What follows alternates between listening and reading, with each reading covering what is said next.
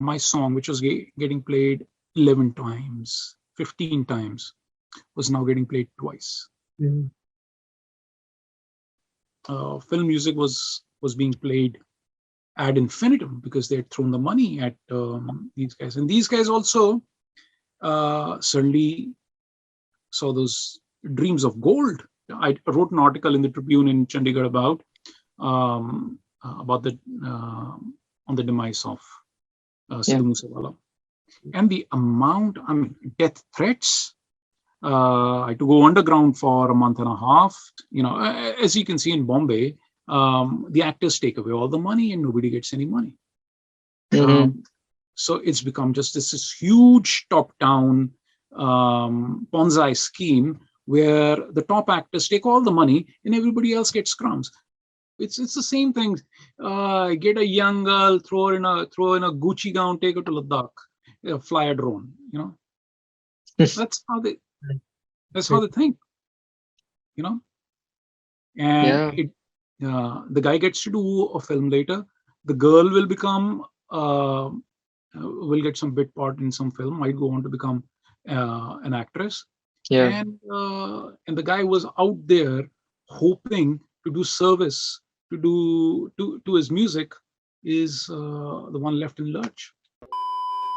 Hi everyone, welcome to the Extraordinary Podcast. As the name suggests, we have an extraordinary guest for you. We have with us Mr. Rabbi Shergill. Rabbi Shergill is a Punjabi singer-songwriter who rose to fame in 2004 with the super hit song Bullah Ki Jaana Kaun. Inspired by rock and Punjabi folk music, he uses Punjabi language to create acoustic rock-based ballads. He's known for his poetic and socially relevant lyrics that instantly connect with his fans who love him for his authenticity and genuineness towards music. He has to his credit various super hit songs, be it Challa from Jab Tak Hai Jaan to the evergreen hit Tere Bin Sanu Soneya. He's often looked at as this rebellious, uncompromising, and a wee bit elusive artist. But Rabiji is someone who has avoided treading the path of maximum returns and instead chosen to keep the flag of independent music flying during its bleakest phase. In today's conversation, we talk to him about his initial journey, his tryst with spirituality, his take on the current music scene, the trappings of fame and success, and the need for free expression in the times that we are living in. Stay tuned till the end, you won't regret it. Without wasting any time, let's begin today's podcast. Hello, Rabbi. It's a pleasure to have you here. How are you doing? Well, thank you. Pleasure's all mine. Thank you for having me. One thing, Rabbi, that I've really been wanting to touch upon with you is that one aspect Karan and I both admire about your music is that you seem to infuse a lot of your spirituality into it. And I'm sure spirituality was influenced by growing up ka mahal to some extent. Aapke pita, if I'm not mistaken, Gurbani Kirtan kiya karte the. But I'm curious, when it comes to your own personal one-to-one interface and journey with spirituality, where do you think that began? And at what point did it intersect with your journey with music? My father is a scholar. He was, a cross-stream scholar. He studied Vedanta, he studied Sikhism, he studied Quran. He was a multidisciplinary. He was a polymath. My mother was principal of Delhi University College. We are an academic family. I didn't come from any musical background. And my interest in spirituality is I can't really say it's my family specific. Although family must have influenced it in some way. My mother was a deeply spiritual person. But I think it comes from being born in India.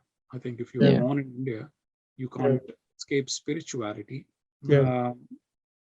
So I'm as spiritually minded, oriented as perhaps many Indians, just around us. The beautiful thing about India is that it's everywhere. It's, your neighbor could be deeply into yoga or could be visiting some ashram or, and I grew up in Delhi where, the entire year was filled up with, religious events. There was, one after the other. In India, we are living in a procession of festivals. So, कभी जागरण चल रहा है, कभी जन्माष्टमी चल रही है, कभी there's कीर्तन, कभी कोई उर्स चल रहा है. So it's, I think, although I can't really say spirituality is best left unexplored, because it's better if it's in the background. In the forefront, it just starts to evaporate. It's like drops of mercury that you can see, can't touch. When you touch them, they escape. So I think spirituality is a little bit like that, not just for me, just for everyone. How and where it intersects with my music is, I think, anytime anyone, musician or a writer or any artist, wants to explore his inner world, or he wants to explore the abstract, you are overlapping with whatever it is that we understand by spirituality. John Lennon saying, all we need is love, is you could argue it's spiritual. You could argue a whole bunch of Jimi Hendrix is spiritual. You could argue Doors are spiritual. You could argue a whole bunch about a whole bunch of rock music, for instance. But people do rock music, 60s, 70s, and a whole bunch of Dylan you could argue is spiritual, So you see, the Indian spiritual thing really wants to take to you a very definite abstract, a category of abstract. Although it's an oxymoron, it's definite and it's abstract. But that's what Indian thought can sometimes feel like. And then have rock music just trying to capture the truth of the times. Good rock music, good Leonard Cohen. Hallelujah is spiritual. Everybody knows is spiritual. I mean, there's a whole bunch of Cohen songs which you might argue are spiritual. Whole bunch of Beatles is spiritual. Whole bunch of Hendrix. Like I'm again repeating. So there's no great, to me, in my mind, the moment you want to be absolutely starkly truthful, you start overlapping. You start entering some sort of domain which it shares with mainstream spirituality. So so that's my take on it. Every artist has their own way of exploring and expressing their spirituality. And Rabiji, you saw success early on with your first album, and the kind of success and fame you saw after that, we usually see artists change and they have this temptation to become a bit more flashy to impress others. But what we've observed and what we really admire about you is that you've always chosen the simplistic way. And we were curious whether this preference for simplicity was a conscious decision, and how did you arrive at this?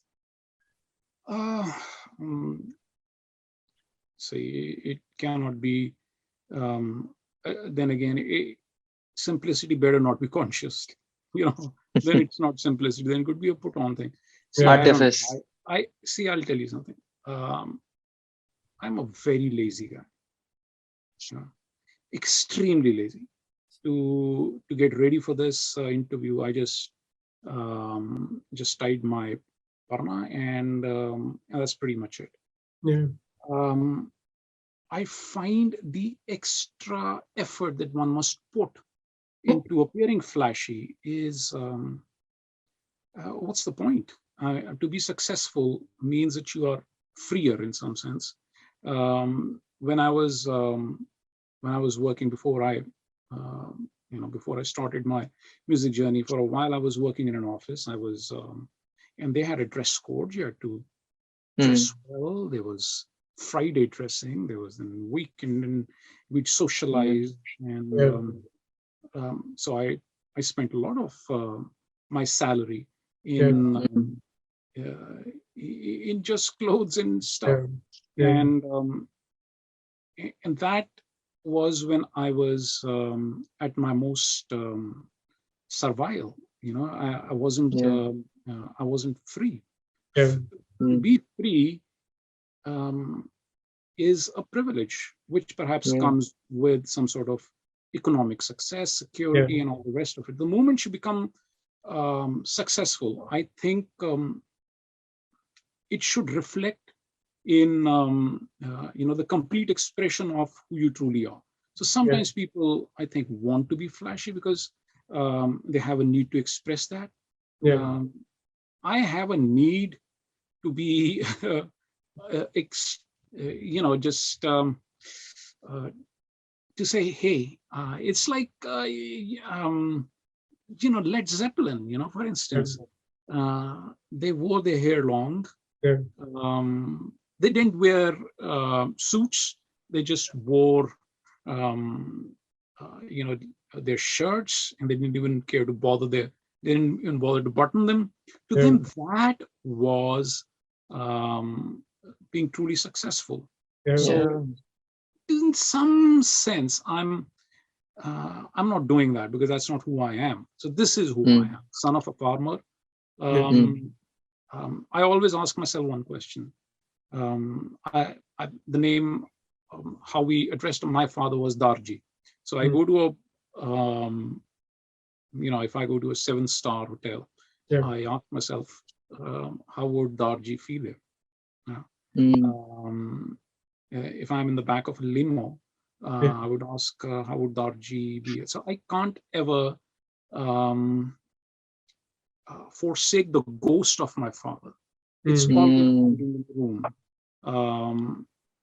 I don't want to wander off too far away from my father. I don't want to wander off too far away from the stuff or the life circumstances that truly inspired me. What gave me success perhaps was my, I think, pig-headedness about speaking the language and just capturing the truth as I saw it. And that to me came quite a bit from the personalities of and my father. And I see some value in that. So I need to be truthful. I need to be starkly honest. And so that means I must always carry my father in my pocket. And don't wander off too far away from him. So that's the reason. I don't want to ever become somebody that my father wouldn't understand. Something my father would look at and not recognize. So I always want to be recognizable to my father. That's beautiful. And the sense I'm also getting, Rabbi ji, based on aapne abhi jo kaha and even what you shared earlier, it's your father and Darji, your Darji, and what he stood for is almost like an animating or energizing force. And so for you, living simply is almost a way to stay close to that source, close to that animating force in some sense. That's an organic fount of energy. Yes, what you're saying is an organic fount of energy, which gave me energy. It gives me energy, and I cannot wander too far away. And I should say this: my father was India. My father is Mother India to me. He's the one who inculcated the love of language in me, and it is in our languages that India lives, because we keep the languages alive. I don't know where you, what's your heritage, but for instance, if you speak Marathi, then you're speaking something potentially which is thousands of years old. If you speak Bangla, you're speaking thousands of years, millennia old language. Similarly, it's Punjabi. It's a language in which Sheikh Farid wrote his kalam. It's long, it's old, it carries in 8 patterns of behavior, suggestions for behavior. And that continuity gives us our vitality, as you can see in the Punjab. Punjab is always ready to fight. Punjab is always up for a scrap. I find the the glorious fight which the farmers exhibited in the recently concluded farmers' protest, Yeah. testament to the vitality of the Punjabi spirit, which Yeah. is informed and to a great extent, in Yeah. my by the Punjabi language. So Yeah. um, I love this language. I um, and I feel it is in this language that our version of India truly lives on. So Yeah. so so that is see, when we talk, there are even in our sentence construction there is Hmm. uh, this, even in the syntax there are certain suggestions. Like, for instance, in Punjabi we are always talking in questions. Like, I'd come home and ask my father kya bana hai? So my father would say, aage hoke dekh nahi sakta. Hmm. So there is a constant confrontation happening, and it's not you wouldn't understand it if you're not Punjabi. It's a playful confrontation. It's like Yeah. something is always preparing you for a life of hardship, a life of they're just toughening you up at the Yeah. very core. So Yeah. um, I I think that is what gives a certain culture its resilience. You can see Bengalis just producing great art Hmm. one after another. You can see look at the Urdu literature, just that beautiful language. Look at how many people it has produced: Ghalib, Mir, a whole bunch of those. Yeah. Um, uh, and India lives in its languages. So my deal is that I cannot wander too far off from my language. Yeah. When I say my people, it sounds a little pompous, but I cannot. By my people, I mean whatever it is that my father stood for. My father stood Yeah. for um, just simplicity. Just he was as you saw him. What you saw was what you got, and just a deep, profound person. You had to understand his little gestures to fathom. His silences said a lot. Um, Hmm. you know, um, and that was India. And his language was beautifully detailed. My dadi, Hmm. an illiterate Punjabi woman, but Hmm. spoke the most poetic version of Punjabi that I have ever heard. And it's all of that is what I, uh, rather spend my time with. I'd rather spend my time with simple people, but profound people. Yeah. Um, Actually, I, I just, if I had any moment to spend with anyone, I'd rather it was somebody I could learn something from. I want to be dazzled. That's my trip. I just want to Hmm. discover a new idea and jump up and down. Um, Yeah. uh, that is what keeps me. That's a good day. Yeah. When I discover a good story, when I discover a good writer, when I discover a good poem, Yeah. when I discover a new philosopher, when I discover an old philosopher. Um, yeah. So, Yeah. uh, therefore, I am the way I am. Yeah. And it really, I definitely, both of us, I think, resonate with you. It nourishes the spirit. And आपने जिस तरीके से articulate किया है अभी, it's another thing. And I know you used the word pomposity earlier, but I think with no hubris, in your work and through your work, you've really, in some sense, to me, been a steward of the culture and its traditions. But one thing I find very interesting is हम लोग ने अभी बात करी आपकी भाषा की and आपने कैसी बारीकियां पकड़ी अपनी भाषा की from your father, from your grandmother. But at the same time, a bit earlier, we were talking about the Dylans and the Hendrix and the Led Zepp. And I think हर शख्स में dichotomies or contradictions होती है that come together. And I think इस subcontinent में हम तो when we represent divinity itself, it's depicted having dichotomies and contradictions. But with I think your work, one thing Karan and I sensed is there is on one hand that part of you that is protecting and wanting to be a steward to the culture and its traditions. But then there's also that rebel in you that's sort of gently challenging and pushing it. There's a Shiv Kumar Batalvi and a Baba Farid, but there's also, a Hendrix. Aapke music mein ek Punjabi folk influence, Sufi folk influence hai, but there's that rock and roll. And I think even if we use this example, aapka hair, I think, has been symbolic of it, because I believe when you were at a younger age, you'd cut them short, and now you've started to grow them long and wear a turban. And I'm curious, over the course of your journey, how have you chosen when to listen to one side or the other side? And also, how do you reconcile the two, if you even view them as two separate things? See,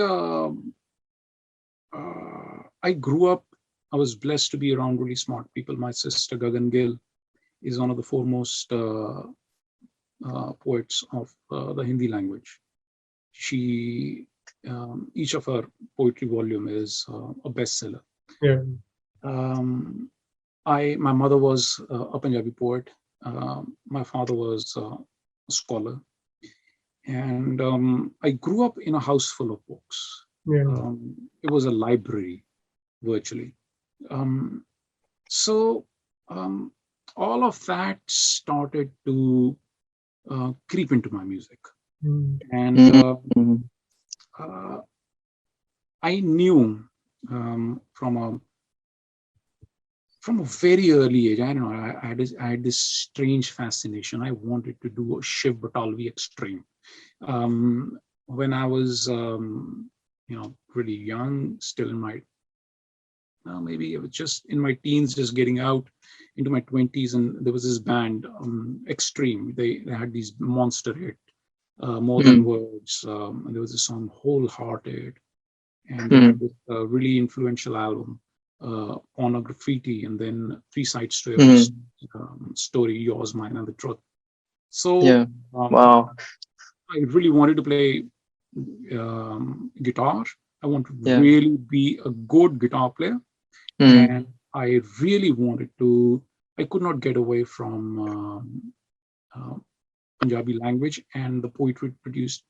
And another thing that really happened to me is this, I'm also a child of 1984, where 10,000 Sardars were slaughtered on the streets of Delhi.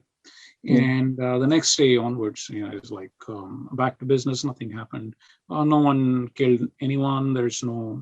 So there's this great explosion of cultural anxiety. It seemed wrong to just be subsumed by the mother culture, and not in no way represent anything else that you truly came from. So the MTV invasion of 90s, great that it was and impactful that it was, it just also triggered feelings of utter cultural sublimation. It was like it would just eat me whole. MTV. You guys don't get that. I'm MTV right now. You guys will never understand the initial black hole-like pull of MTV. We didn't have. I used to share my room with my grandmother, who would very well be from the 12th century, and she would start a day with some tales of very gory details of some Sikh warrior who had killed somebody who had committed sacrilege at Golden Temple, and she would recount the tale to no one in particular, basically to herself, and I'll be sleeping on the bed alongside her, and I would say, and I was perplexed, so I would ask her, who are you recounting this tale to? It's not scripture. There's no one else here. I'm trying to get some sleep. Why do you keep on saying this again and again? And she would say, Soja Mundia, main apna nitnem karan rahi hu. Go and sleep, little boy. This is my routine. I'm just following my routine. So this was a routine. And uh, and then at other times she would wake me, and she would run her fingers through my. I'm a fairly hairy guy. I have lots of hair on my chest. She would run her fingers through this, and she would run her fingers through uh, my face, my facial beard, and in my head, and she would say, um, "Avek kiddi maya, look at this. How rich are you?" And Avek, and then we have a prince in Punjab called Prince Dalip Singh. The last sovereign of Punjab, and he has this curly beard. We call them kundal. And my dadi would say, look at your. She would touch my beard, and it was a curly beard, and she would say, "Look at the beautiful kundals." And so there was this world outside to which every little physical attribute that she found beautiful and a mark of handsomeness was I was being encouraged by rest of the world to give up. And here I'd enter this room, and the same things would be a mark of handsomeness. Facial hair, mark of handsomeness. Hair on your head, mark of handsomeness. Everything. And there was MTV, and it was just telling you to be this, be the school guy at the grind. And here I am thinking, there's got to be, there is something odd here. Why am I being told to, you just can't blast MTV at me and brainwash me and give up the mental conception of beauty that has been there in my culture for the last 500 years. It seemed a bit like that. I come from a proud farmer family. It seemed strange to me. It seemed almost a defeat to just go and look like everyone else. I did that for a while. I did that for good 5 years. But it's like you may not have these issues of anxiety or this pride that wants to express itself unless you are in some sort of conflict. So 90s were a period of great conflict.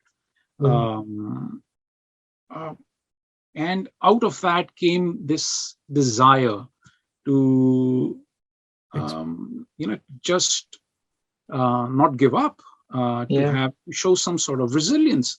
And ultimately those are pretty much the issues that we are dealing with right now. If you look at India, it's given up its language. Absolutely.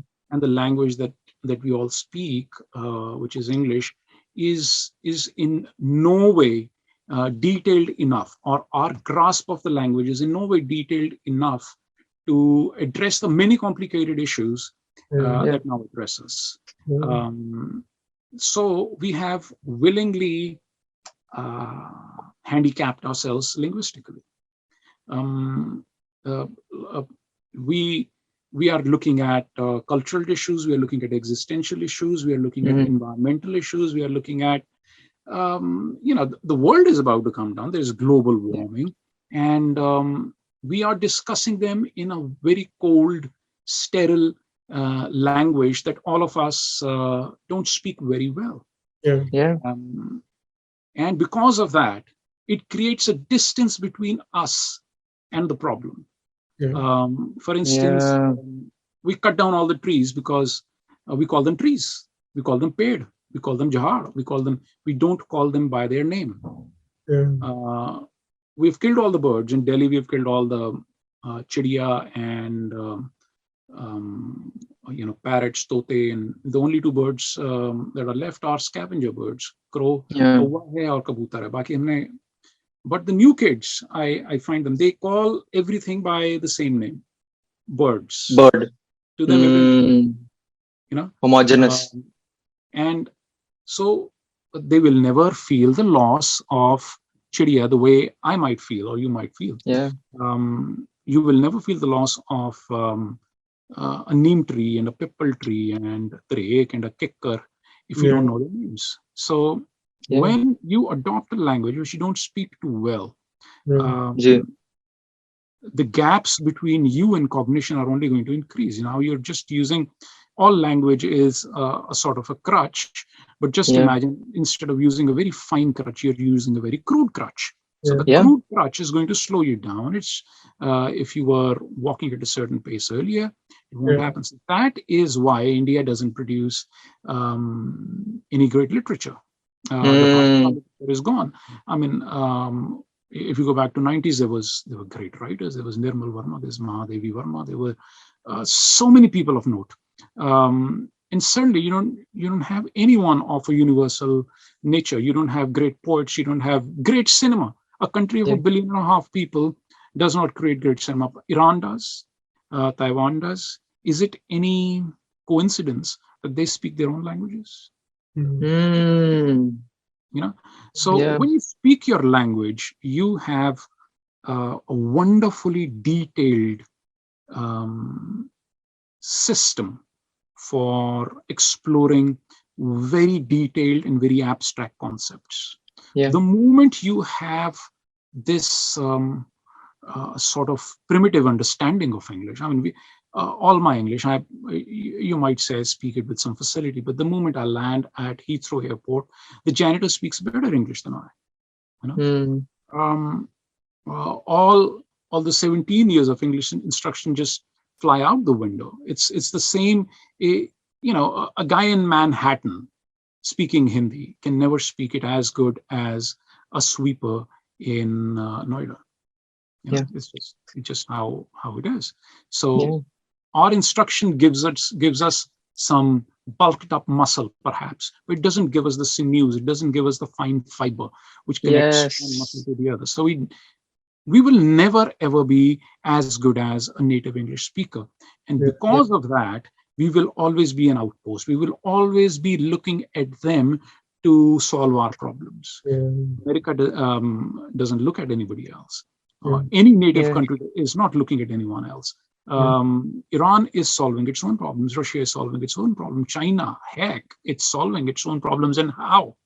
They won't allow just about anyone to come in and just roll them over. American companies must come there and do the business in Mandarin and Cantonese.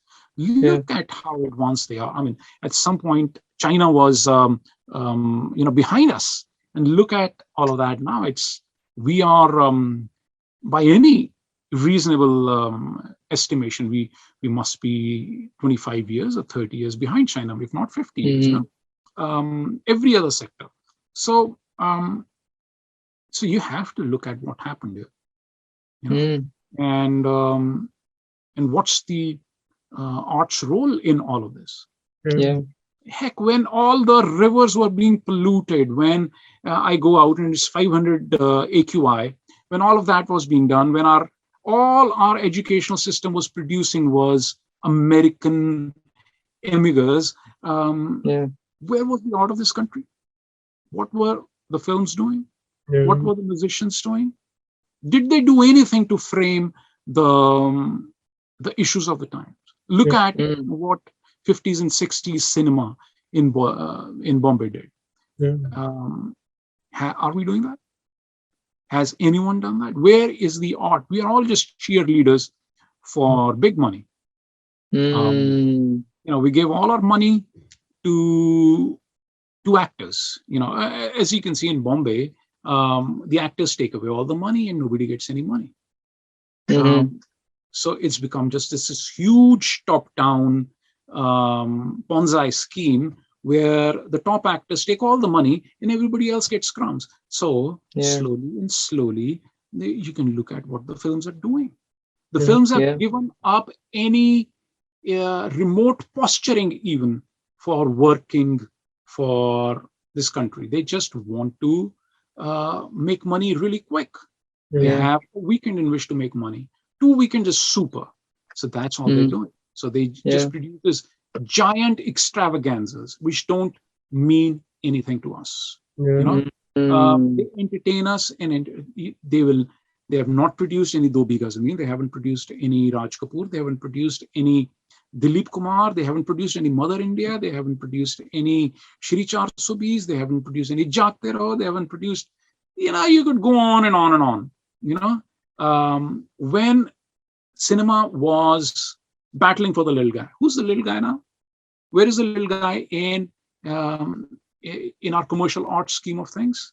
Look at what really still means something to us. What still forms some sort of backstory to our lives. And you'll always find it's 50s and 60s music. Yeah. Where they're hot bled for the little guy. Where's the little guy in all of this? No one. So we're not talking about human issues. We're talking about somebody's conception of cultural issues. We're not even talking about cultural issues. We're talking about powers that be's vision of culture. And Absolutely. so we don't. So that is why music really needs to get its head out of the sand and discuss this. I mean, most of the people look at all the music that we're producing. And that's why perhaps I at some point I just logged out. I said, to hell with this. But if you look at it, look at what we were doing. There was Euphoria from India, from Delhi. Euphoria is a rock and roll band, but when of course, come out, and it chose a very Indian form of they call it Hindu rock or whatever, but they decided India needs to be reflected. You look at Indian Ocean, very consciously chose an Indian sound and Indian issues. But when you look around, there was Raghu Dikshit for some time, and look at Punjabi music. It wants to talk about Punjabi concern. But what happened to the $1 billion, $1 trillion, mainstream music industry? What happened to it? Has it created a better world for us? Music was trying to create a better world for us. When 50s and 60s music was on, those guys could really pat themselves on the back and say, look, hey, we left the culture in a better state than how we found it. Is that a claim that our modern guys can make? And should that claim be any consideration? Those are questions. We are a poor country. Should we just look at America, which is maybe 100 years ahead of us, and all its attitude inform us right now? We get all our clues from American movies. What happened to us? How did our public school system just give up on India? You look at all the posh schools right now, and 6 lakh per year for a kid, so that it ties in seamlessly with the American curriculum. Really? Indian money going into creating an American immigrant? Is that what we are? And where is the art in all of this? Art just gave up. Art said, I don't even want to know. And people like me are just यार ये बोलता बहुत ज्यादा, यार ये भकाई बहुत ज्यादा मारता. I mean, you look at the people who created, who are the standard bearers of any form of art anywhere in the world. U2 is U2 smart or not? Is Mark Knopfler smart? Is Sting smart or not? Is Dylan smart or not? People who really underpin the pop music of that side, who are the moral compass, who are the moral compass of our place. If you look at 50s, 60s, the place is filled with such monumental, intellect and talent. I mean, I met Ranjit Barot, and Ranjit Barot said, look at Mughal Azam. He would say, would quote Mughal Azam. He says, who is doing what? Just think about it. Who's singing? Bade Ghulam Ali Khan. Who is directing him? Naushad. Who is directing? K. Asif. Who is acting? Dilip Kumar. Who is the other actor? Madhubala. Says giant soul. giants all in a room, and those people are universal giants. Yeah. Dilip Kumar is a universal giant. You know, people talk about De Niro and all of that, but look at Dilip Kumar. You know, just wonderfully balanced. Never does more. Is just right almost always. You know, Bade Ghulam Ali. What can I say about Bade Ghulam Ali Khan? The guy personifies Indian classical music. Yeah. Here he is singing in a commercial film. All instruments are Indian. Yeah. The harmony, the melody, everything is Indian. You know, what happened to it? You look at I Defy, you find me an Indian instrument in our pop music in the last 2 years. Yeah. You know, please just find me something. You'll think of a Niladri solo somewhere in Rockstar. You know, that's about it. And that is also a criticism of people like me. I mean, I didn't know what I was doing, really. I play the guitar. My studio is filled with guitars. 10 guitars lying around, all the amps in the world. And now, at this point in life, I say, wow, what happened to me? Son of a Punjabi farmer, where is any Punjabi instrument in my life? You know? And we do not realize, slowly and slowly, all of these things are links in a chain. They are pulling you, and they're pulling you, and they're pulling you. They're pulling you away from the center of whatever you think is India. Yeah. Where is Ismail Darbar? Just go back to the music for all those Salman Khan and Tadap Tadap KK's that fine. So look at that. Where has that music gone? You know, I met Anu Malik. Whatever you might say about Anu Malik would say, "Look, I cannot make music unless you give me the right mukhra." Who even says mukhra anymore? You know, this coconuts like me, verse, chorus, bridge, outro, intro. This is how we talk about music. I go to a place and this is how I talk. It's a critique of who we are right now. I mean, really, this has to change. We cannot be dependent on everything Western to express ourselves. You know, there is a reason also why all of this happened.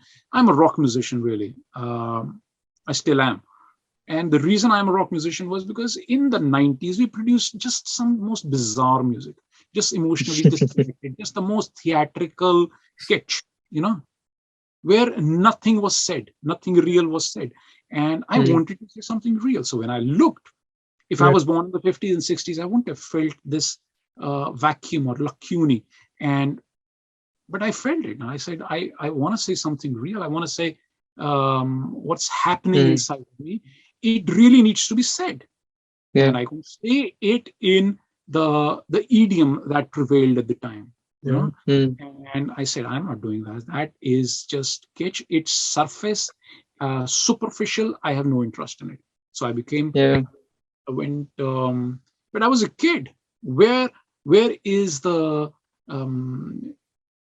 philosophy, cultural philosophy, or the musical theorists of the time?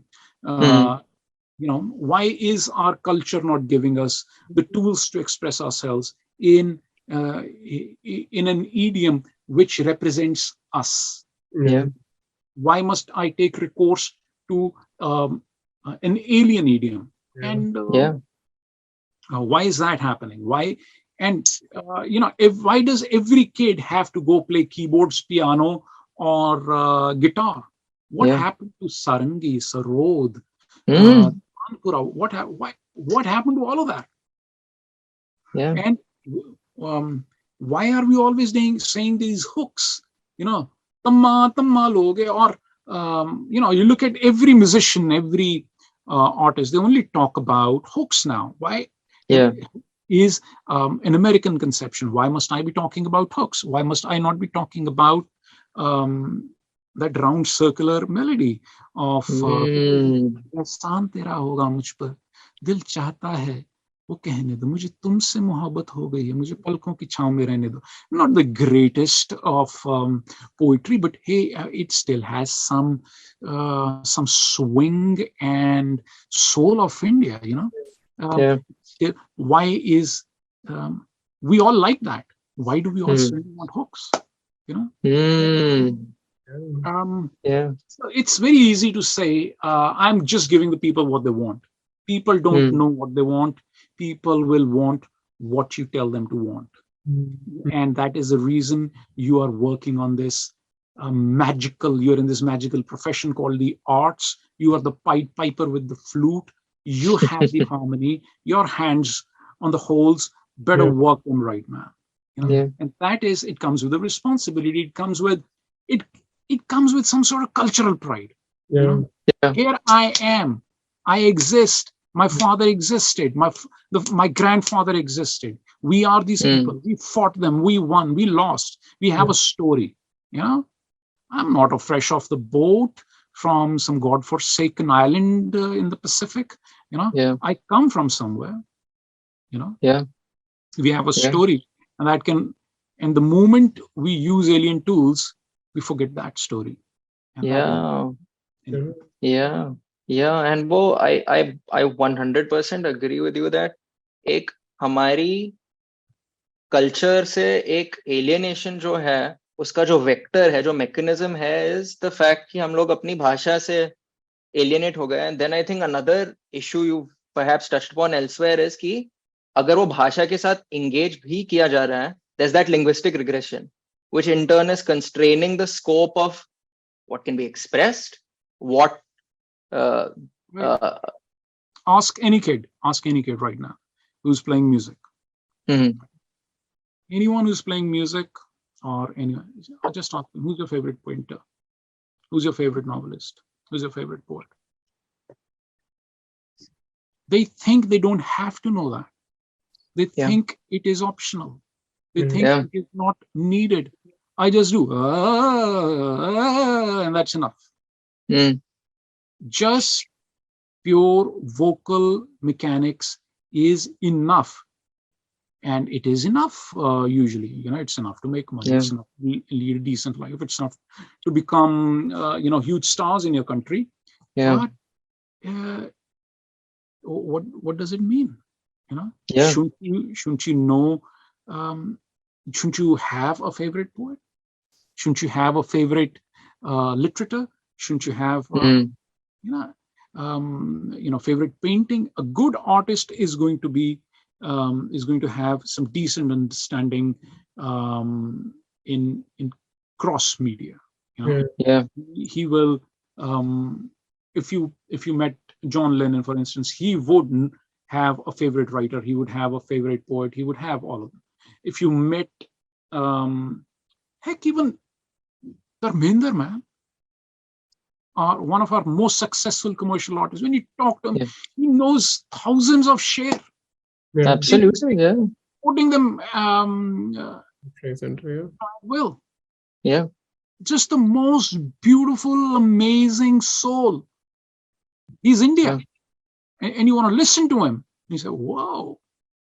You know, and when you want to find a resonance in your own generation, somebody, you say, what the heck happened here?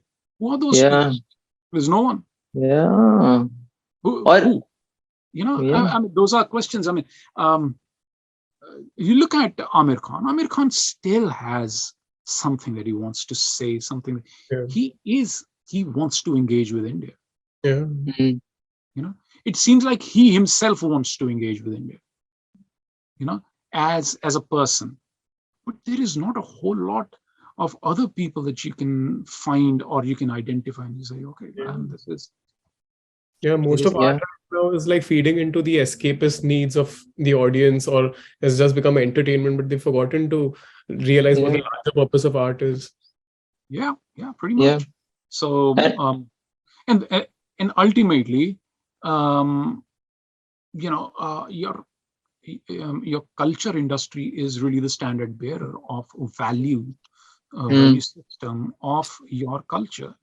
Yeah. It is what is the moral compass. It's the one that points north. Where is it? Yeah. Yeah. I don't see it. Classical musicians are just happy doing their laps. A good singer is somebody who just ad infinitum can do these alaps in their sleep and murki in their sleeps. What happened to someone's connection with their text, man? Yeah. Yeah. Yeah. If you don't have a favorite poet, how are you going to ever be connected to any text? Yeah. And Yeah.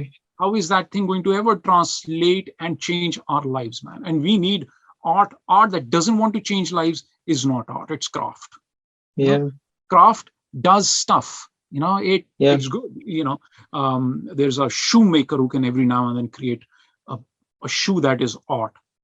But it's essentially a utilitarian aesthetic at work. Yeah. So that is what needs to be discussed, not by me. I'm a singer-songwriter, but I'm just so disturbed by all of that I have to take the role of a music theorist, a critical theorist, or musicologist, which I'm very ill-equipped for. But I don't see it. I don't see it. I need to be in a room with smart people. I need to be. I need to have a really smart guy do a really. He should cut me to shreds. He should cut my arts to shreds. He should finish me off, and I should be distraught and a rag on the floor, and I should pick up my pieces and start again. And that is only how you have good art being produced. It needs friction, and it needs friction of a critic. Where are the critics? Where's the music press in India? Yeah. And context नहीं है जो आपने कहा है, वो जड़ से जो connection होता था वो नहीं है. And one thing I am also sensing now that you mentioned this is हमारी जो दृष्टि about ourself है वो पराई हो गई है. कि अगर दूसरे के culture वाया आ रहा है, दूसरे culture की भाषा है, it's an outsider's gaze we have towards ourselves, and I feel this in films. हमारी अपनी सोच, हमारी अपनी नजर, हम आज अपने आप को देखने की कोशिश करेंगे, हम इंग्लैंड की नजर से देख रहे हैं, वेस्ट की नजर से देख रहे हैं. तो एग्जैक्टली पराई दृष्टि है. तो वो तब तक नहीं हो सकता है जब तक आप लोग अपनी जबान ना बोलें. जब तक आप अपने जो आर्किटाइप्स हैं, आपके कल्चर के आर्किटाइप्स हैं, आपके आदर्श हैं. जैसे मैं दिल्ली में रहता हूँ, तो दिल्ली के अंदर यार बहुत सारे लोग हैं. यहाँ गालिब है, यहाँ मीर है, यहाँ कितना कुछ है यार. मतलब सैकड़ों यहाँ एकदम यूनिवर्सल में आके आपके पास शायर हैं. दिल्ली तो यार ऐसा शहर है, दिल्ली के अंदर आपको हर कुछ मिल जाएगा. आपको डांस चाहिए, आपके पास दिल्ली नफतेज जौहर थे, आपके पास उस्ताद देबू थे, आपके पास सोनल मान सिंह थी, कुचिपुड़ी की कितनी थी, आपके पास पेंटर मंजीत बावा हैं, आपके पास लिटरेटर ज्ञानपीठ अवार्डी निर्मल वर्मा हैं. आपके पास क्या क्या है, आप. और ये सारा इसलिए हो पाया क्योंकि दिल्ली में इससे पहले बहुत कुछ था. आप लोग गालिब मीर ही छोड़ दिए, पता नहीं क्यों. क्योंकि वो सिर्फ मुसलमान है इसलिए. उनका कोई नाम लेवा ही नहीं बचा है, कोई उनकी बात नहीं हो सकती है, उर्दू बोली नहीं जाती है. अब हमारे पास ले दे के एक बहुत ही अजीबोगरीब एक ट्रंकेटेड सी जबान है जो हम बोलते हैं. वो दिल्ली की जबान भी नहीं है, वो दिल्ली पंजाबी की जबान है. हमारे पास बहुत बारीक बात कहने का हमारे पास जरिया ही नहीं है, हमारे पास शब्दावली नहीं है. आपने जो मैं दिल्ली का पला पड़ा हूँ. अब एक प्रोजेक्ट शुरू हुआ था जो कहते मेरे पैदा होने से भी पहले हो गया था कि संस्कृत नुमा हिंदी लाई जाएगी. वो संस्कृत नुमा हिंदी जो है नव भारत टाइम्स और इन सब के संपादकीयों में हमने पढ़ के हमारी आंखें घिस गई. पर वो आज तक आपकी और मेरी जबान नहीं बन सकी. आप आश्चर्यचकित तो नहीं बोलते हैं, ठीक है.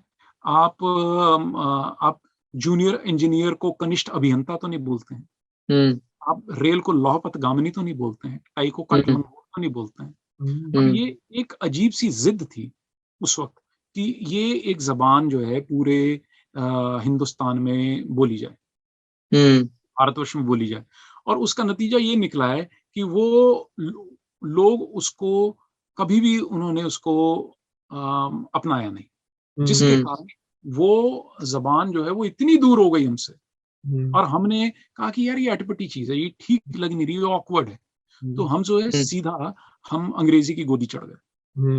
और अंग्रेजी की गोदी चढ़ने का फायदा ये हुआ कि हम अमेरिका के अंदर आईटी और सर्विस प्रोवाइडर टाइप की हमें नौकरियां मिल जाती हैं, ठीक है, पर हम हमारे साथ हमारे जनमानस में हमारे अंदर जो कोई बारीक तब्दीली आ रही है, कोई बारीक चीज हमें उसका प्रगटावा करना है, वो हमें वो कहनी नहीं आ रही।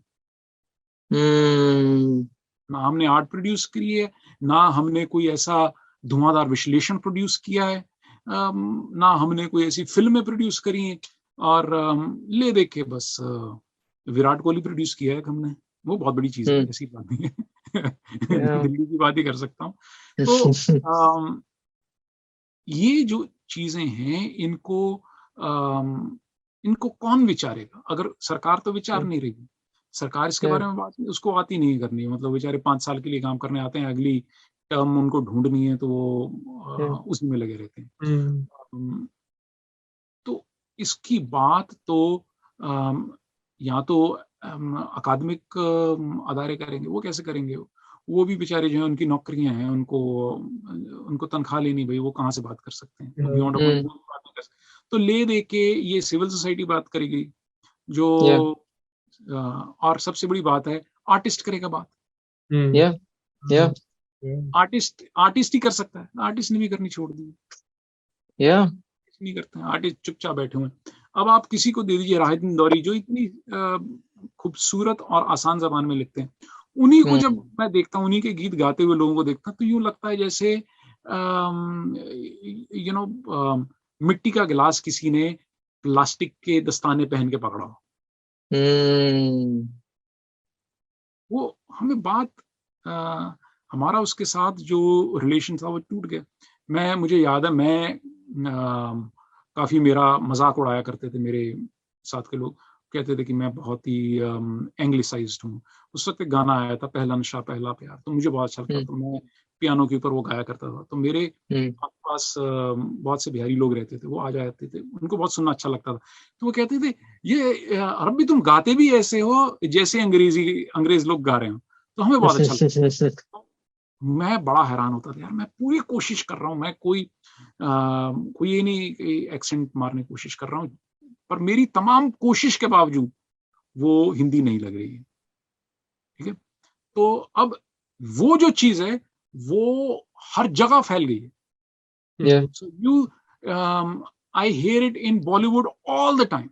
You know, कि कोई गाना गा रहा है, पर वो क्या गा रहा है उसको पता ही नहीं है। और कभी भी अगर उसको यही बात कहनी हो किसी से, तो वो इस जबान में नहीं कहेगा। पर जब आप लता को सुनते हैं, जब आप आशा भोसले जी को सुनते हैं, तो आप कहते हैं यार ये क्या हो रहा है, कुछ हो रहा है यहाँ, ये इन्हीं की जुबान है। जब आप रेशमा को सुनते हैं तो कहते हैं यार कोई बीच में कोई वलछल नहीं है, पंजाबी में बोलते हैं। तो वो बिल्कुल जो है वो वही है।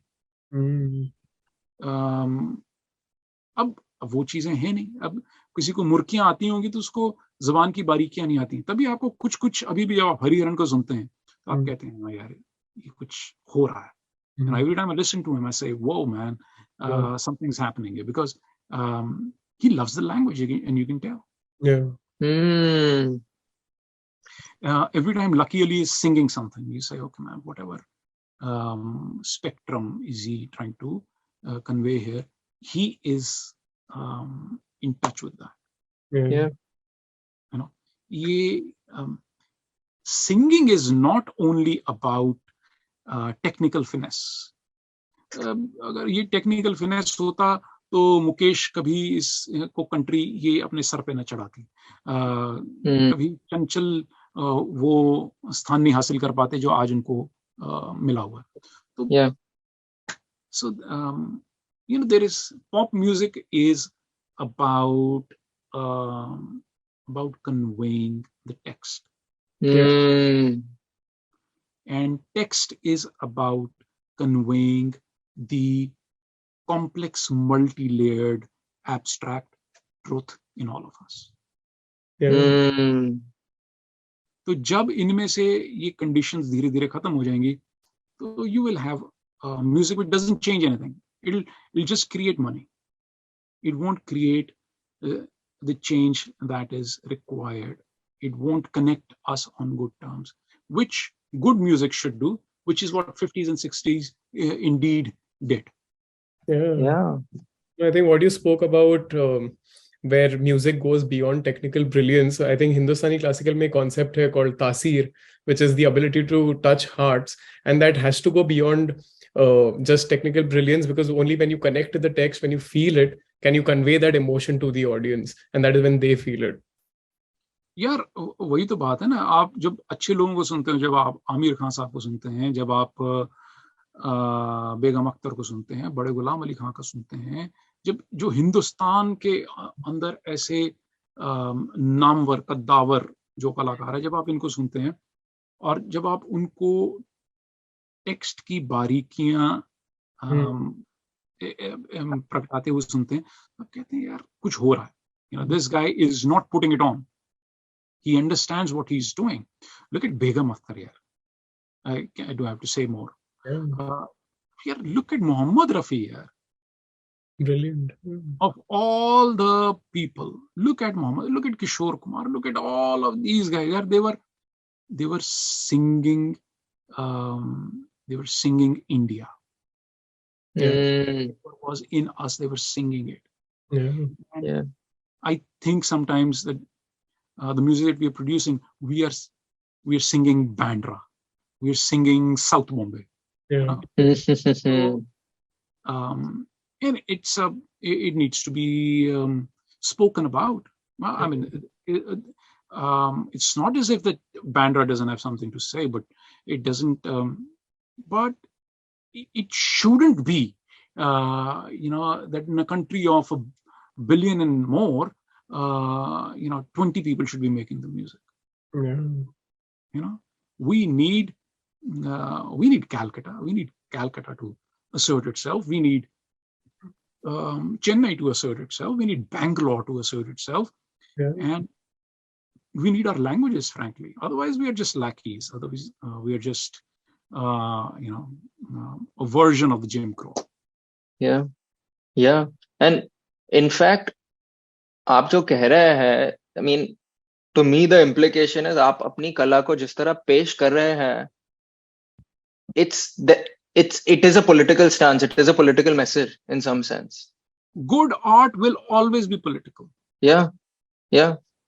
And it doesn't have to talk about political stuff to be political. Good art is political in its very nature. I mean, you look at Beatles are political, man. You look at Hendrix. Hendrix is political, man. You look at Sting, you look at U2, you look at whoever, they're political as as it comes. It's just so that's is totally and utterly missing. Sidhu Moosewala is political. I had issues with some of his songs, but lately I've just heard more and more, and all the pressure that was being heaped on him, it was having an effect on his soul. He was doing something. We were and he was talking about issues which he was engaging with, stuff which meant something to him, which means something to all of us. So that is what art really needs to do. You look at anyone right now, any great guy in the world, wherever, good art is always political. And in fact, if I can just touch upon that a bit more, आपने सिद्धू मूसेवाला का उदाहरण दिया, and I think you said good art is political, but I think with being political comes the inevitable I guess danger of speaking truth to power, जो हम लोग ने time and again across the world we've seen consequences क्या होते हैं. And what I'm curious about it is कि you've been someone जो निडर रहे हैं. You've always been fearless about communicating that. And I'm curious, the backlash, the danger that might come with it, how have you?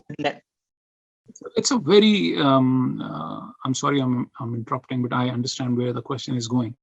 To put it in context, I just said something about, I wrote an article in the Tribune in Chandigarh about the on the demise of Sidhu Moosewala. And the amount, I mean, death threats, I had to go underground for a month and a half. The sheer touchiness with which people responded and the sheer bile that was heaped on me, it was unbelievable. And I cannot imagine how anything can be said in this climate. And you start wondering why it becomes so. There was BJP in power when I said, "Mera naam bil kasi Yaqub Rasool." Nothing like that happened. What is happening right now, which makes people, it's, and I've come to the conclusion that a matrix of insecurities, a matrix of mini collapses has started to unfold, which is now pushing us into seeking the comfort of our nearest identity. आपका पानी जा रहा है, आपकी नई पीढ़ी जा रही है, आपकी बेरोजगारी इतनी बढ़ रही है कि रहे रब का नाम, आपका कल्चर खत्म हो रहा है, आपकी जबान खत्म हो रही है, आपकी जो भी रियलिटी थी पिछले 20 साल पहले तक, वो आज इतनी वो एक जे कर्व में घुस रही है और वो इतनी सिंगुलैरिटी की तरफ बढ़ रही है जहां आप कल क्या थे आप खुद नहीं पहचानेंगे खुद को. तो इसके कारण एक हमारे दिमाग के अंदर, हमारे जहन में, हमारे अंदर एक बहुत एक एंजाइटी का विस्फोट हो रहा है. और वो एंजाइटी का विस्फोट जो है वो निकलता है as othering of other, or just finding a comfortable, जैसे मैं अपने बेड के नीचे घुस जाऊं, एक सेफ स्पेस ढूंढ रहा है. तो वो सेफ स्पेस को मिलती है हमारी आइडेंटिटीज में. पंजाब में जैसे पानी जा रहा है, जैसे अब चावल हम लोगों ने लगाया था, अब चावल ने पानी खींच लिया है. अब पानी हम कहते हैं किसी ने हमसे कहा था चावल लगाने के लिए. तो हम धीरे धीरे हम कोई कसूरवार ढूंढना चाहते हैं. हम कसूरवार खुद नहीं बनना चाहते हैं. इसके लिए बहुत एक नैतिक हिम्मत चाहिए और सबको करनी पड़ेगी, और इसके बगैर कोई चारा नहीं है. और इसके लिए हमें अपने ही जनमानस में से, हमें अपने ही मन मस्तिष्क में से इस तरह के आदर्श ढूंढने पड़ेंगे, इस तरह के फिगर्स ढूंढने पड़ेंगे. हमें बुद्ध तलाशने पड़ेंगे, हमें कृष्ण तलाशने पड़ेंगे, हमें गुरु नानक तलाशने पड़ेंगे. हमें इन सबको फिर से किसी तरह से पुनर्जीवित करना पड़ेगा, ताकि हमारी जो समस्याएं हैं इनका हल जो है ये हमारे रीति रिवाजों में, हमारी खुद के अस्तित्व में, हमारी खुद की एक तत्व मीमांसा में छुपा हुआ है. हमें उसको इस तरह से निकालना पड़ेगा, उसके ऊपर से मिट्टी झाड़नी पड़ेगी. और ये काम बड़ा मुश्किल है, क्योंकि इसके अंदर सबसे पहले शीशा हमें खुद को दिखाना पड़ेगा, खुद को देखना. कौन सा पॉइंट था, मैं भी ये देखता हूँ, कौन सा पॉइंट था जब मैं बदल गया. क्या मैं उस पॉइंट तक जाने का मादा है मेरे में? क्योंकि इतनी मुश्किल है इस वक्त. हर वक्त तुम्हें बिल तुमसे आगे भाग रहा है, ठीक है. और हमारा जो ब्राइटेस्ट माइंड है उसके पास आज ये जो बारीक मसले हैं इनके ऊपर सोचने का समय नहीं है। क्यों? क्योंकि उसे ईएमआई देनी है, क्योंकि उसको घर की मॉर्गेज देनी है, क्योंकि उसने गाड़ी खरीदी है, क्योंकि उसको स्पेन जाना है, क्योंकि उसको जो शादी करनी है उसके लिए पैसे जोड़ने हैं, क्योंकि उसको वीकेंड के ऊपर शराब पीने जाना है अपने दोस्तों के साथ 7 स्टार रिजॉर्ट में। तो ये इतने पेचीदा मसले जो हैं इनको सोचने के लिए आपके पास कुछ फुर्सत होनी चाहिए, दिमाग थोड़ा सा टेंशन फ्री होना चाहिए। आपको रोटी कपड़ा मकान की जो है ये इसी को पूरा करने का दबाव नहीं होना चाहिए, तब आप सोच सकते हैं। गांधी जो थे वो इसीलिए ये सारी चीजें सोच पाए क्योंकि उनके पास समय था, वो चरखा चला पाए। तो वो चरखा चलाने के लिए आपके पास समय चाहिए, फुर्सत चाहिए। वो समय फुर्सत क्या हम आज अपने बच्चों को देते हैं?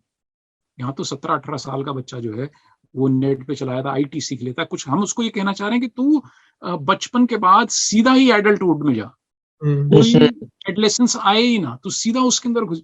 तो और दूसरा आप देख लीजिए, हमारे यहाँ फाइन आर्ट्स कोई पढ़ाना चाहता है, फाइन आर्ट्स आपको एक क्रिटिकल थिंकिंग का आधार देती है, एक आपकी नींव बनती है, that gives you the foundation for thinking about important stuff which means something to all of us. How many kids are being encouraged to take up literature? How many kids are being encouraged to take up fine arts, philosophy, law, just political theory? Where is all of that? And you will find, unless that, look at all the great freedom fighters of India, all were lawyers, all were philosophers. We have somebody like a prime minister write a book of the intellectual credibility, like Bharat Ek Khoj. एक prime minister ने एक Bharat India discovery नाम की एक इस Gravitas की किताब लिखी है। अब आप इसकी कल्पना कर सकते हैं क्या हम अपने नेताओं को देख के उनके अंदर से किसी गहन चिंतन की उम्मीद रखते हैं? आप अपने एमपी से रखते हैं। Why is only the backbencher becoming a politician? Smartest kid in the class are all leaving for America. उसके बाद smartest हैं वो professionals बनते हैं, MBA बन जाता है, कोई सर्विस प्रोवाइडर, कोई ब्यूरोक्रेट बन जाता है, कोई कुछ बन जाता है। उसके बाद जो है वो मेरे जैसा जो चौथे नंबर का होगा अपनी क्लास में, चौथी श्रेणी, वो म्यूजिशियन वगैरह कुछ ऐसी, उसके पीछे जो है वो लॉयर बन जाएगा, उसके पीछे सबसे नालायक होता था वो आपका नेता बन जाएगा और एंड में सबके आपके टॉप पे बैठ जाएगा। तो जब समाज ब्रिलियंस को इस तरह से निवाजेगा, उसको इस तरह से रिवॉर्ड करेगा, तो आप देख लीजिए, अब आप देख लीजिए हमारी सोसाइटी के अंदर आपकी और मेरी जिंदगी को सबसे ज्यादा what gives the most meaning to yours and my life? You will always find it's a poet, you'll always find it's a song, you'll always find something, or you will say the guy who made making all this software possible, so that you and I can talk to each other, or the guy who created this beautiful recipe that I truly love, the guy who made this movie that truly moves me, who spent 17 years of his life learning photography, and the other guy who learned 17 years of his life trying to get good at writing, and somebody else, they made this movie and it touches me and it's changed me, and this book that has changed. तो इनको हम कितने पैसे देते हैं, और हम हमारे जो फिल्म स्टार्स हैं हम इनको कितने पैसे देते हैं? जो नई दिवाइयों को डिस्कवर करते हैं, जो नए कंपाउंड्स डिस्कवर करते हैं, हम उनको कितने पैसे देते हैं और इनको कितने देते हैं। जो आदमी जंगल के लिए लड़ाई लड़ रहा है, जो हमारी नदियां खलिहान बचाने के लिए लड़ाई लड़ रहा है, हम उसको कितने देते हैं, अपने किसान को कितने देते हैं, अपने कलाकारों को, अपने कृतियों को कितने देते हैं, और हम अपने जो आपके लिए पेट्रोल डाल रहा है आपकी गाड़ी के अंदर, वो आपकी जिंदगी के लिए कोई महत्व है कि नहीं उसका। और आप दूसरी ओर देखते हैं, आप एक फिल्म स्टार जिसकी आपने शायद फिल्म भी नहीं देखी कभी, वो उसके आप फिगर सुनते हैं 150 करोड़ 200 करोड़ लेके गया है। What does it mean? When you know, जब आपको कोविड हुआ था, जो कोविड के अंदर जो इम्यूनाइजेशन के ऊपर जो लैब असिस्टेंट हैं, जो टेक्नीशियंस हैं, जो 10-10 साल 2 PhDs करके उसके अंदर खड़े, वो कहते हैं आप मुझे कितने पैसे देते हैं और आप रोनाल्डो को कितने पैसे देते हैं? ये रोनाल्डो के पास, यू नो, आप अपने अस्पताल के अंदर लोगों को, काम करने वालों को कितने पैसे देते हैं? आप एक फेरिस्त बनाइए जिसके अंदर वो लोग जो हमारे लिए, आप अपने माली को कितने देते हैं, आप अपने गाड़ी साफ करने वाले को कितने पैसे मिलते हैं। ऐसा नहीं है कि हम उनको ज्यादा पैसे दे सकते हैं, हो सकता है हम उन्हें पैसे ना भी दे सकते हैं, पर एक समाज के अंदर एक आप ये नहीं देख पा रहे हैं कि इतना बड़ा इम्बैलेंस है। 150 करोड़ 200 करोड़ उनके लिए जो सारा दिन मेकअप करते हैं और नए कपड़े पहन के टीवी के आगे अपने शीशे के सामने पोज करते हैं, हम उनको अरबों खरबों पैसे देना को तैयार है।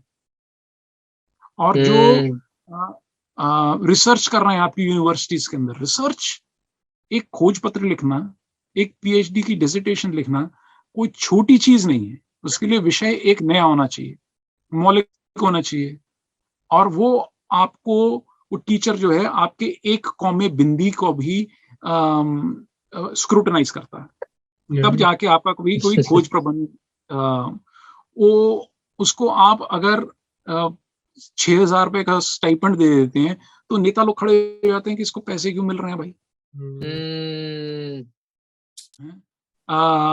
आपकी सरकारें जो हैं, वो सरकार का सब काम छोड़ी बैठी हैं, आपका जो है वो अब आपने प्राइवेटाइज कर दिया, आपकी एजुकेशन प्राइवेटाइज हो गई है, आपका हर चीज आप प्राइवेटाइज कर रहे हैं। मैं यहाँ से चंडीगढ़ जाता हूँ, 400 रुपए देता हूँ मैं टोल के अंदर, और टोल भी वो जो साइड रोड के ऊपर चलाती है। क्यों? क्यों? और वो जो बैठे हुए हैं टोल के ऊपर, उनको कितने पैसे मिलते हैं? आप जब आप सोसाइटी देखेंगे, ये कैसी सोसाइटी बन रही है, कैसे काम के आप अरबों खरबों दे रहे हैं, और कैसे जरूरी काम के लिए आप बस ये टुकड़े फेंक रहे हैं। जब आपकी सोसाइटी इस तरह की बन जाएगी तो उसके अंदर सामाजिक न्याय की कोई व्यवस्था नहीं होगी, ना कोई आर्ट उसके बारे में बात करेगी, ना फिल्म उसके बारे में बात करेगी, बात ही नहीं होगी, अखबारें भी नहीं होंगी, मीडिया भी नहीं बोलेगा, कुछ नहीं बोलेगा। तो आपकी सोसाइटी के तो गूंगे बोलों की सोसाइटी है क्या ये? तो क्या ये उन लोगों की सोसाइटी है जिन्होंने इस देश के अंदर 14 अलग अलग दर्शन खड़े कर दिए थे? आप माधवाचार्य की 15वीं सदी का वो पढ़ के देख लीजिए, 14 हैं कि उससे भी ज्यादा फिलोसफीज हैं, खट दर्शन है। यस, ठीक है। एक हमारा अनीश्वरवादी जो स्कूल है, वही कितने हैं? ये वही कंट्री है जहाँ बुद्ध भी हैं और जहाँ शंकराचार्य भी हैं। ये वही कंट्री है क्या? आज does it reflect who we are as a people? Where is that great debate happening? You know, where is it being discussed? You don't have, you have times now के ऊपर आपको 17 बंदे दिख जाएंगे और चिल्ला रहे हैं, पर आपको कहीं भी कोई किसी भी डिबेट के अंदर, टीवी डिबेट के अंदर, मैं आपको चुनौती देता हूँ, आप मेरे को 2 ऐसे आइडियाज आप बता दीजिए जिन्होंने आपकी जिंदगी बदल दी हो। हमारे पास आइडियाज नहीं है। हमारा इसके बड़े सारे कारण हैं, वो अभी इस हमने इंटरव्यू के अंदर भी उन कारणों के ऊपर चर्चा करी है। I can only talk about my own sector, which is arts, and I find that we are just cheerleading. We are just cheerleading industry. We are cheerleading capital. We are cheerleading corporates. Yeah. I think please. हाँ, जैसे आपने बहुत सही कहा कि real heroes को छोड़कर we glorified the heroes जो एक्चुअली चेंज मेकर्स का जो उनका रोल है एज एन आर्टिस्ट वो भी नहीं कर रहे हैं. But thankfully we are grateful so that we have people like you who are putting out messages, important messages through their music. And that brings me to, I'd imagine when आप live shows करते हैं, when the music, the lyrics are coming from a very personal space, it's music that you strongly believe in, and back to back अगर आप ये songs perform कर रहे हैं, does the process of performing live get very emotionally exhausting for you by the end of it? Those are bizarre, surreal situations, even right now I'm going to do a private gig in a little while where I've received explicit instructions. Peppy songs, peppy. They need peppy songs. They need to be.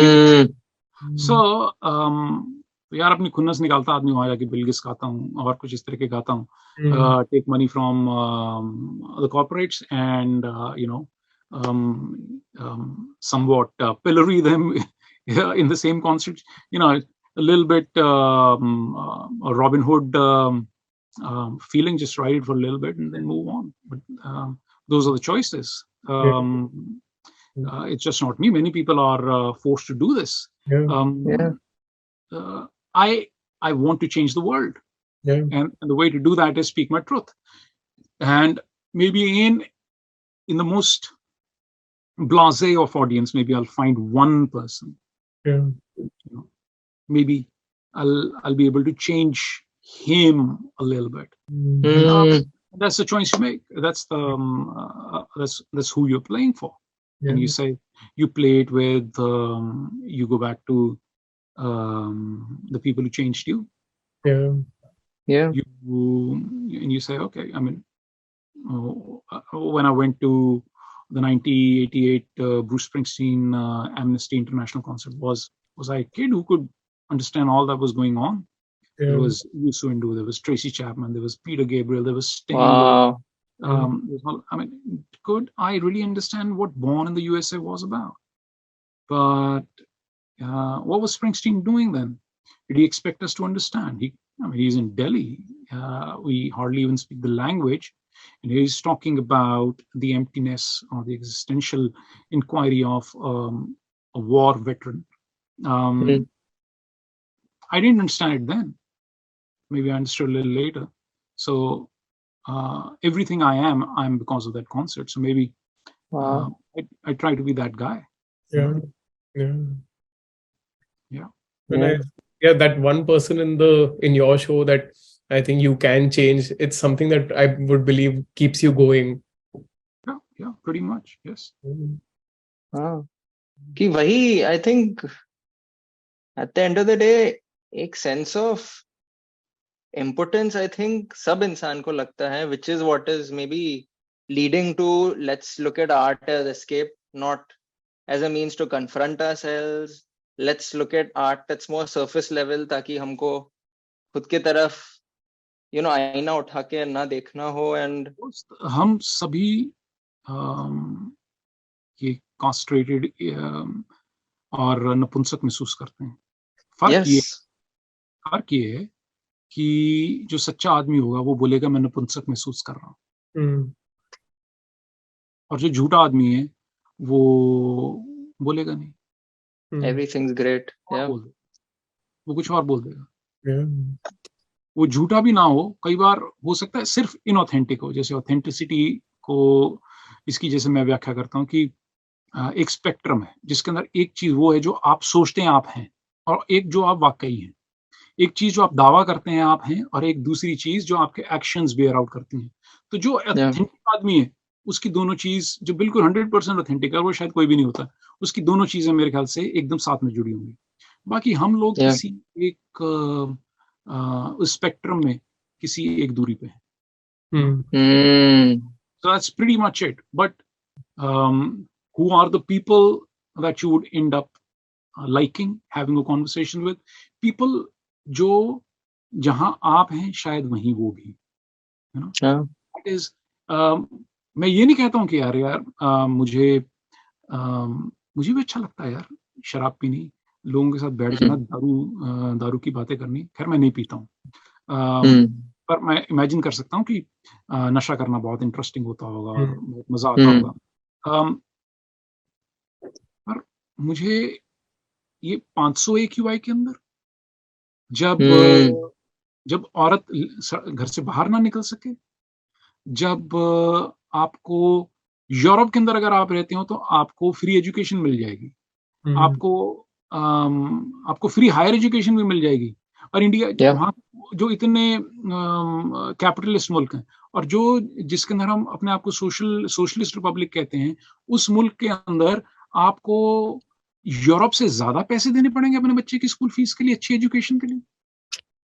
10-10 lakh के school यार, 20-20-30-30 लाख के MBAs।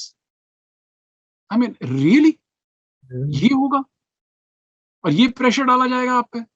हमारे मैं तो देखता हूँ आसपास की मिडिल क्लास जो है वो दबी हुई है, वो पैसा, वो सिर्फ ये नहीं, वो सिर्फ इस बात के लिए मजबूर हो जाती है, दब जाती है कि हाई किसी को ये ना मालूम चले कि ये मेरी इतनी औकात नहीं। इसीलिए अपने बच्चों को ऐसे 10-10 लाख के स्कूल में डालने के लिए तैयार हैं, इसीलिए बड़ी गाड़ियां खरीदने के लिए तैयार हैं, इसीलिए 3-3 लाख के हैंडबैग्स अपनी बीवी को खरीद के देने के लिए तैयार है। What nonsense, man! And why do our cars cost this much? आपकी मर्सिडीज जो है वो डबल कॉस्ट करती है, आपकी गाड़ियां जो हैं वो अमेरिका से डबल कॉस्ट करती हैं। क्यों? आप सारी गाड़ियां इतनी महंगी कैसे हो गई? ये कंट्री अफोर्ड करती है? आपने कितनी लाइनें बिछाई हैं रेलवे की, आपने कितनी लाइनें बिछाई हैं पब्लिक ट्रांसपोर्ट की? आप 15 साल की गाड़ियां जो है, पुरानी गाड़ियां हो गई हैं, उनको आप इनवैलिड कर रहे हैं। आप उनका टेस्ट करवा दीजिए, उनको दोबारा चालू। ये एक गरीब मुल्क का हाल है, ये एक गरीब मुल्क का हाल है जो जिसके पास कूड़ा करकट संभालने के साधन ही नहीं। आप पूरे हिंदुस्तान में कहीं निकल जाइए, हिंदुस्तान में, ऑल इंडिया, एंड आई से दिस विद रिस्पॉन्सिबिलिटी, हम सब लोग अपना कूड़ा करकट जला रहे हैं। There are not adequate landfills. There are not, I mean, जितना हम कूड़ा करकट कर रहे हैं उसको ट्रीट करने की हमारी कैपेसिटी उसकी डबल डिजिट में भी नहीं होगी।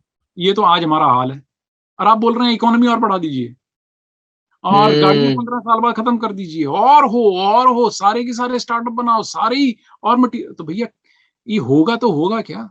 सरकार, ये तो आपने एक प्राइवेट एंटरप्राइज सरकार ये लोगों के हवाले कर दी कि आप करो, और लोग बड़े कमाल के हैं हिंदुस्तान के, ऐसे उनके अंदर हुनर है, उन्होंने ऐसी चीजें खड़ी भी कर दी, स्टार्टअप इंडस्ट्री और ये वो। मतलब कितना हिंदुस्तान इसके अंदर दुनिया के हिसाब से, अपने वेट के हिसाब से कितनी बड़ी लड़ाई लड़ रहा है। और दूसरी तरफ आपकी सरकारें हैं जिनका काम है, हमारे तो यहाँ दिल्ली के अंदर उन्होंने कह दिया कि आप जो RWAs हैं वो अपना कूड़ा करकट खुद ही संभालें, हमारी सरकार की जिम्मेदारी भी नहीं है, और अगर आप नहीं संभालेंगे तो आपका चालान होगा। ठीक है, हमें कह दिया जाता है कि आप इसको अपना कूड़ा करकट बाइफरकेट करें, आप सॉर्ट आउट करके दें, ऑर्गेनिक और दूसरा, और जब हम देते हैं उसके नीचे आके चेक करते हैं तो उन सबको इकट्ठा मिलाया जाता है। ठीक है, और आसपास, हमारे आसपास हर जगह ये कूड़ा जो कॉलोनी वाले हैं ये कूड़ा जलाते हैं। आप गांव में चले जाइए, हर जगह कूड़ा जलता है। मैं हिमाचल में रहता हूँ, वहां कूड़ा जलता है, पंजाब में रहता हूँ, वहां कूड़ा जलता है, हर जगह हिंदुस्तान में कूड़ा जल रहा है। अब आप पर आपको और तरक्की चाहिए, तरक्की है। तरक्की का मतलब ये है कि we see paradise and we say, whoa, let me take a giant dump on this paradise. That is how we define development. आप बता दीजिए, डेवलपमेंट करने के बाद अगर हिमाचल पहले से ज्यादा खूबसूरत हो गया हो, अगर दिल्ली पहले से ज्यादा खूबसूरत हो गई हो, अगर पंजाब ज्यादा खूबसूरत हो गया हो, तो डेवलपमेंट क्या है? Development to what? To what? Developing into what? Yeah. Just some GDP number, some big shot adding some more chandeliers to his bathroom. What does it mean? So what does it mean at your and my level? और एक तरफ और आपकी और हमारी problems भी थोड़ी सी sky people problem ही है. मेरे पास अपना एयर प्योरीफायर चल रहा है, मैं सांस ले पा रहा हूँ. मैं जहाँ रहता हूँ यहाँ 500 AQI है. मेरे घर पे जो काम करने आती है उसके घर पे दरवाजे ही नहीं, उसके घर में खिड़कियां नहीं. एयर फिल्टर भी अगर हम उसको देना चाहें तो हमने बोला पहले खिड़कियां लगवा देते, कहते खिड़कियां भी नहीं लग सकती. हिंदुस्तान तो इस दशा में रह रहा है. आप क्या बात कर रहे हैं? और आप कितनी चीजें खराब होने देंगे ताकि उसके अंदर कोई कमर्शियल अपॉर्चुनिटी दिखे आपको? एयर प्यूरिफायर कितने की इंडस्ट्री बन गई भैया? मास्क कितने की इंडस्ट्री बन गई? हैंड सैनिटाइजर कितने की? अब और वो क्योंकि इसमें पैसा बन रहा है तो एवरीथिंग इज कैपिटलिज्म. तो ऐसा एक जबरदस्त कोई देखिए, एक होता है कैपिटलिज्म जिसके अंदर एक जायज मुनाफा लिया जाए. जायज मुनाफे से आपको मेरे को मैंने अपनी लागत के ऊपर एक कैलकुलेट किया कि कैसे मैं एक सुखी जीवन जी सकता हूँ, उसके ऊपर मार्कअप कर दिया, वो हो गया आपका जायज मुनाफा. एक होती है मुनाफाखोरी, 30 गुना 40 गुना 50 गुना 1000 गुना आपने पैसे उसके बना दिए, उसकी मार्कअप कर. ठीक है, अरे भैया कैपिटलिज्म और हाइपर कैपिटलिज्म में कोई फर्क होता है यार. ये मुनाफाखोरी में कोई फर्क होना चाहिए. हर कोई आदमी जो बोले ये गलत है उसको आप किसी एक विचारधारा का बता के आप किसी कटघरे में खड़ा कर दो. ये बात कहाँ तक जायज है? I was just reflecting on what you said, and I think जो कलाकार है, I think the most honest thing we can do is, क्योंकि हमारे पास सब जवाब नहीं हो सकते हैं, but what we can do is, I think there's a beauty and an innocence to seeking, and I think there's a purity to seeking, and I think if we are talking about seeking, I think to me Bullah Ki Jaana it's meant an immense amount to me as a song, because to me it is a song about seeking. And I think one thing though about that song I was a bit curious about, that I wanted to ask you, and it's a theme I think Karan and I have noticed in our previous conversations with other musicians as well, but it's what I can only term as the curse of success. Sometimes एक कलाकार के पास एक book होती है या movie होती है या एक सॉन्ग होता है that overshadows the rest of the body of their work sometimes, and how sometimes that can be a source of annoyance. And I'm curious whether there are times you've also harbored some mixed feelings about the song, whether you've also felt the same at points. Maybe initially, but not now. See, that's the thing with decent lyrics, and they have another dimension each time you sing them. I don't have any problem. Initially, I was just bored because everyone just wouldn't even make the effort of checking out the material. Just even checking out the album. Even just go and listen to the second album or the third album or the other songs that I put out. It's like they just don't want to. They have, and then the music press just labeled me Sufi. Which is just absolutely tokenistic, in the sense that I can think of maybe just Bullah as a Sufi song in all the material that I put out. I'm essentially a rock and roller. My music is rock. And I never thought it worthwhile to fight. You call me Sufi, that's what I never And now I think maybe I should have just locked horns and just say I'm not a Sufi. Yeah, see, Bullah is not a song that I have issues with. It's not a song that it is something that I love. I mean, Bullah Shah indeed means to me everything it is right about Punjab. And through it, it opened the doors for a whole bunch of other exploration of stuff that I like. Yeah. But I think what happened, and I should shed some light on it, is that after 2007, the economics of indie music just changed. Yeah. After 2007. MTV and Channel V, which used to play, and our entire success was built on MTV and Channel V playing us. Yeah. They were two most successful things, and now we realize what was happening those days. So they would play, you take your beta tape to them, and they would try it as a test. If somebody likes it, the song would pick up organically. What a beautiful, innocent system. Yeah. They would try it out and people would call up and ask for it.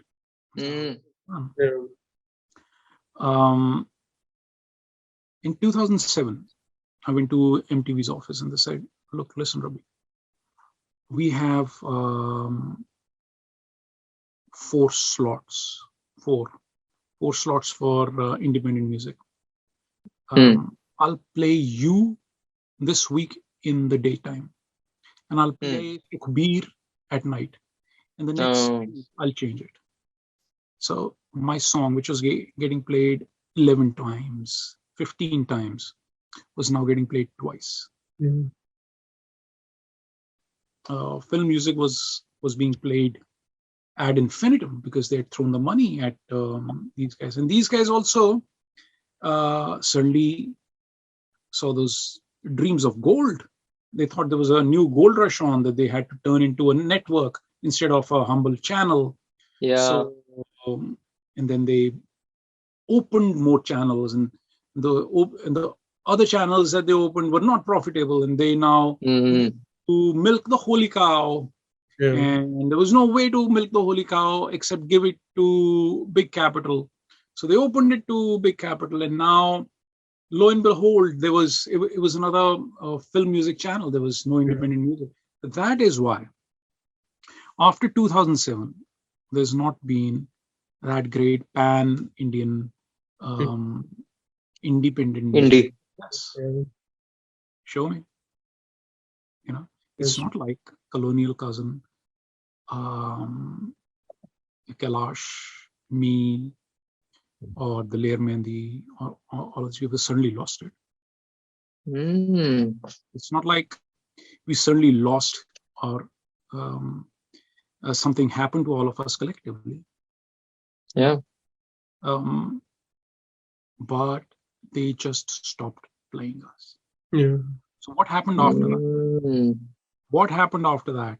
The next wave of guys who came in, they said, we need to capture eyeballs. I wasn't trying to capture eyeballs. I was trying to capture your respect. I wanted to be known as somebody who does good music, who's got good chops, and he can rock it live. And I wasn't necessarily trying to certainly have a Learjet or something. But after that, the next wave of guys, whoever, I won't name any one of them, they just realized they had to tadkafy their music. And now you can decide for yourself, was the culture in a better state when we guys ruled the roost, or did it? Or is it now in better hands, or is it it somehow nourishes you more now?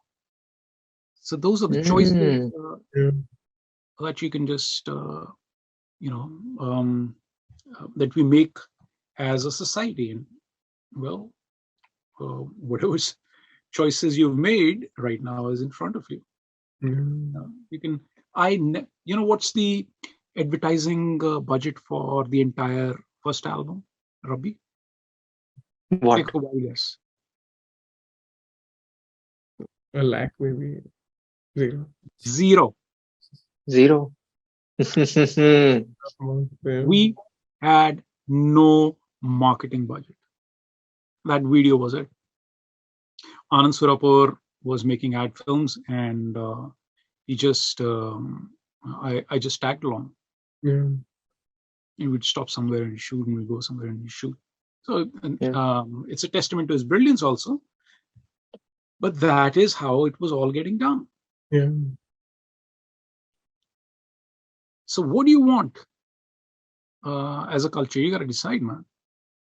Unless society finds a way of subsidizing cultural production, you are always going to get tikha masala. It's just how it is. There's no other way. And that is why in the West, the state encourages good music, good films. You look at France, you look at Italy, you look at all Europe. Is a state which somehow subsidizes cinema and music. And if you go to Europe, the musicians are not so separate from their audience. They are not stars. They are not. It's not like America. It's not like LA. In America, New York stars are different from LA stars. So that's that. What do you want? What kind of society do you want? It's like we always look at America. It's like Bombay is just looking at LA for templates to enforce there. It's like Bombay is a colony, and the people who are who try to push the envelope are they are forced to make expensive films, and the films don't make too much money, and then they are given back home. Nobody tries to say, okay, a film cannot be made cheaply. It's just how it is. It requires a whole bunch of stuff, and good films require confluence of all your arts, music, literature, acting, cinematography, editing. It's a confluence of, it's a sum total of the very best in your culture. It's not without reason that that classical arts in India were all patronized by the kings, ruling class. ठीक है. और क्योंकि वही यार, किसी को सारा दिन अगर मुर्कियां ही लगानी है, यही करना है, तो वो अकेला वो खाना वाना कहाँ से खाएगा? उसको तो चाहिए, राजा उसको पैसे देता कि तू सारा दिन यही काम कर, तो वो करता था सारा दिन. किसी ने पखावजी पीटनी है सारा दिन, वो खाएगा कहाँ? अपने बच्चों को क्या खिलाएगा? All of this can only come if society thinks this is a value and say it can subsidize it.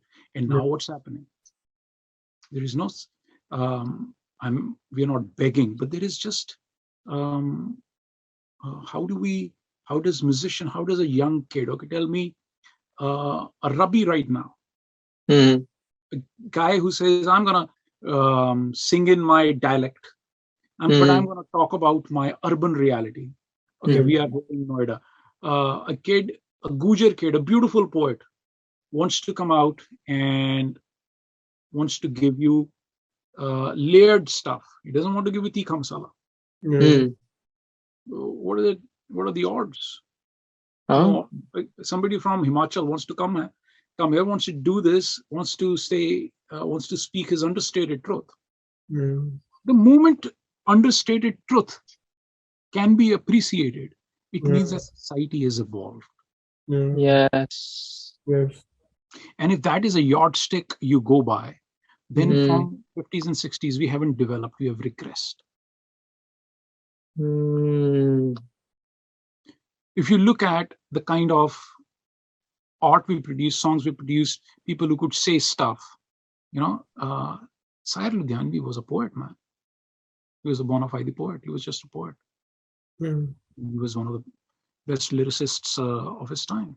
So there was a bona fide poet, writing songs, man. You can't say that about, any music since the 70s or 80s. किसको बोलोगे आप? So, हाँ, गुलजार साहब हैं. वो फिर भी लड़ाई लड़ रहे हैं अभी. कुछ है, जयदीप सानी कुछ करते हैं, मतलब मे बी और भी होंगे. मैं I don't want to put anyone down, but I'm talking about by and large. It seems like an afterthought. Poetry seems like an afterthought. Where like a new artist is forced to like get into film music, Bollywood, to reach commercial success and break out. But it's seeming so difficult. Otherwise, the environment is such that to break out is almost seeming all impossible or like a very, very difficult task to do. And it's commendable, sir, how you did not get into the temptation of working into Bollywood as much. And possibly you've only sung for Mr. Rahman, but otherwise we've not seen you go there and you've still stuck with your own vision. यार पहले तो मुझसे कहती इस तरह की चीजें कि यार बुल्ला गा दो, सेकंड बुल्ला गा दो. आपने देखा होगा जो फिल्म आई थी, मैंने बुल्लिया गाया. तो जब लोग आपसे अपनी नकल करने के लिए गए 3 बार, आप कहेंगे यार, if I have a reason, if I have an economic reason to stay there and subject myself to this, अपनी नकल करने को, तो if I don't have a reason, then why must I be there? So but hey man, I'm still fighting. The hands are still up. It's not like we've given up. Sardars don't give up. We'll go down fighting. And there's hopefully plenty of see, you need to keep the rage alive, I guess. The one thing which I haven't done is, in spite of realizing this long time ago, that we are not in the business of making music anymore. We are in the business of making content for social media. That is the business. You are making content and you're not different from me. And boundaries have gotten blurred. That you have to figure out how to make music videos cheaply and effectively. In a good ecosystem, you have a good musician would have good filmmakers around him. If it was a healthy environment. But we don't. I don't think I've had any decent filmmaking support in all of my career. I think of stuff, what to do myself. If I go and work with people, it's the most tritest of videos. And you say, have you not gone to film school? Have you not? Do you not read what I do? It's the same thing. Get a young girl, throw in a Gucci gown, take her to Ladakh, fly a drone. That's how they think. And the guy gets to do a film later. The girl will become will get some bit part in some film. Might go on to become an actress. And the guy was out there hoping to do service to his music is the one left in lurch. You need filmmaking support, and this is something we just don't have. We have support for making good kitsch videos. Kitsch. This is the format in which we work. Choreography. Choreography of dance moves, of Bollywood-like dance moves. We have support of costumes. We have chatak cinematography. Some snazzy editing. This is the support you get. Yeah. Where is the Shyam Benegal? Where is Govind Nihalani? Where is Shakti Jitre? Where is Ritvik Ghatak? Where are those people? Where the people who might make cool music videos, but which want to say something, which wants to go beyond the surface layer? Where are those people? Yeah. We don't have them, and that is why we are in such a bad state. That is why you can have an unending collapse and just no murmur of the remotest protest. Yeah. Yeah. So that's that. So there we are. And it's जो हमारी cultural paucity which we touched upon earlier, it's really insightful to see कि कारण अनेक है, but the आपने जो अभी describe किया है, the economic sort of mechanism that's caused these effects is really one for us to, like आप कह रहे, as a society we need to think. We're at a crossroads. Do we want this? Do we want that? And I think it's one, I would say, for our viewers to also think in terms of आपको exactly क्या चाहिए. Do you want content? Do you want art? Yeah. I think this has really been an incredibly thought-provoking conversation. You've touched upon so much, and there's also आपने इतनी चीजें कही हैं जो अनकही थी पर मन में थी, आपने उसको articulate किया है, and yeah, just thank you. I don't know what else to say, but we really appreciate this from the bottom of our heart. Thank you so much. Thank you so much for being so generous with your time, and thank you so much for always wearing your heart on your sleeve, whether it's through your art or whether it's even through this conversation itself. Well, it takes two to tango यार, मतलब थाली एक हाथ से नहीं बजती है. आप लोग हैं, आप सुनना चाहते हैं, आपसे इस बारे में बात हो सकती है, बहुत जगह बात नहीं हो पाती है. तो those are there are restrictions. I mean, I can't go out and speak about these things in maybe 90% of the places. बहुत कम जगह हैं जहाँ इस तरह की चीजें कही जा सकती हैं. But well, it was likewise, it was nice talking to you guys. It was truly enriching, inspiring, and thank you for just being you. So it inspires us, and we feel like there is someone that we can aspire to be like. Thank you. Forever, Zindabad. Guiding light. Yes, Zindabad. Zindabad. And with this, we end today's podcast. Do let us know in the comment section below आपको रब्बी जी की कौन सी बात सबसे ज़्यादा पसंद आई, what really resonated with you. If you enjoyed the video, please drop a like. Please hit the subscribe button and don't forget to hit the bell icon if you want to be informed of when we upload our next episode. And we will see you very shortly in another conversation. Take care. Bye.